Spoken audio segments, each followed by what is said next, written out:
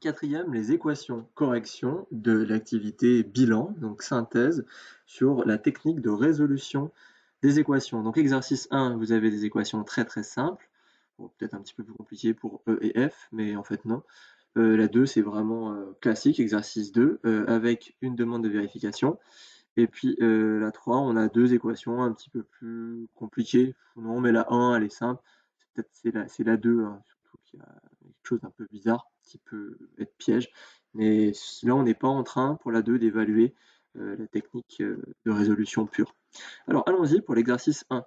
J'ai fait les deux méthodes. À gauche, la méthode classique et à droite, la méthode rapide. On commence par la méthode classique. Donc, j'ai 3 fois x qui est égal à moins 9. C'est-à-dire, quel est le nombre dont le triple, c'est moins 9. De toute évidence, c'est moins 3. On va voir comment on trouve ça. Donc, comment je me débarrasse du 3? Il fait quoi le 3? Il multiplie. Donc, j'ai 3 fois x. Donc, pour se débarrasser de 3 fois x, je fais l'opération inverse, c'est-à-dire je divise par 3. Ainsi, on obtient x égale moins 3. La solution de l'équation est moins 3. On pouvait aller beaucoup plus vite en disant je passe le 3 de l'autre côté, il multiplie, et en le passant dans le second membre, le 3 va devenir un diviseur. Et on obtient bien exactement le même résultat. D'accord? Là, j'ai présenté sous forme de fraction. Là, j'ai présenté avec le symbole de la division. N'oubliez pas la phrase, parce que l'an prochain, je n'oublierai pas de vous enlever des points si vous oubliez la phrase.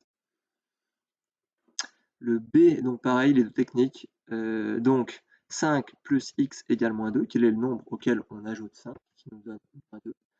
Donc, qu'est-ce qui pose problème? Eh bien, c'est le 5, il n'est pas à sa place, il me gêne pour avoir x tout seul. Donc, comment on s'en débarrasse? On s'en débarrasse en faisant moins 5 de chaque côté. Voilà, ainsi, il me reste que x dans le premier membre, et la solution, donc moins 5, moins 2, moins 5, moins 7. La solution de l'équation est moins 7.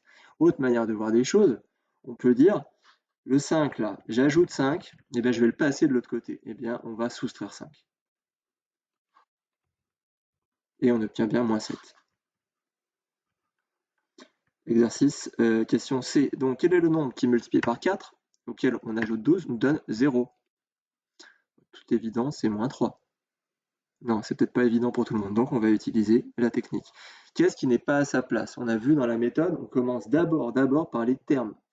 Ceux qui avaient envie de diviser par 4, là, tout de suite, non, vous n'avez pas appris votre méthode. Il y a une leçon, il faut l'apprendre. Je suis désolé d'insister, mais c'est un peu mon rôle d'insister. Donc, on commence par les termes. Donc, lui, le plus 12, il n'a rien à faire ici. D'accord? Donc, je vais faire moins 12 de chaque côté. Ou je pourrais dire, je vais faire l'opération opposée d'ajouter 12, c'est-à-dire je vais soustraire 12. Et je pouvais tout de suite l'enlever là et mettre moins 12 de l'autre côté. On obtient ainsi 4x égale moins 12. Donc là, j'ai 4 qui multiplie x et qui donne 12. Donc, on va faire l'opération inverse, c'est-à-dire qu'on va diviser par 4 de chaque côté. J'ai mis le slash, vous avez soit mis la division, soit vous avez présenté sous forme fractionnaire. On obtient ainsi moins 3, la solution de l'équation est moins 3. Ça va? J'espère. Vous pouvez faire pause quand vous voulez.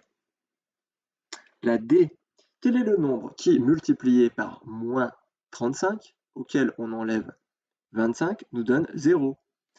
On commence par se débarrasser de moins 25, qui est un terme, numérique, et qui ne devrait pas être là. Parce que le but, c'est d'avoir x tout seul à gauche. Donc, on va l'enlever. Pour l'enlever, on va faire l'opération opposée, c'est-à-dire plus 25 de chaque côté. On se retrouve ainsi avec moins 35 égale 25. Donc là, ce qui me pose problème, c'est moins 35. Donc je vais diviser de chaque côté par moins 35. Oui, par moins 35. Parce que là, on multiplie par moins 35. Donc il faut diviser de chaque côté par le même nombre. En fait, quand on divise, on fait l'opération inverse de la multiplication. Donc surtout, il n'y a pas besoin de changer de signe. On obtient ainsi x égale moins 5 septièmes. Vous me laissez bien moins 5 septièmes. Hors de question de me donner une réponse approchée, comme on a vu dans la leçon. Pas de valeur approchée, surtout pas de valeur approchée. Le E. Alors, x divisé par 7 égale 3. Autrement dit, quel est le nombre qui divisé par 7 donne 3? Bon, si on réfléchit un petit peu, c'est 21. Oui, il faut connaître ces tables. Donc, moi, je vais faire l'inverse de diviser par 3. Donc, c'est quoi l'inverse de diviser par 3? Certains ont envie de multiplier par 7 sur x, c'est-à-dire de multiplier par l'inverse, parce que vous pensez qu'on est dans la situation de la leçon avec les fractions. Mais non, là, c'est pas vraiment ça. Alors, on pourrait multiplier par l'inverse de 1 septième, ce qui reviendrait à multiplier par 7. Donc, moi, je vais plutôt me dire, on divise par 7, donc je vais faire l'opération inverse de diviser par 7, c'est-à-dire multiplier par 7 de chaque côté. Donc, x divisé par 7 multiplié par 7, ben, ça fait x, et donc x égale 21. Ok? On pourrait faire la vérification, 21 divisé par 7, ça fait bien 3.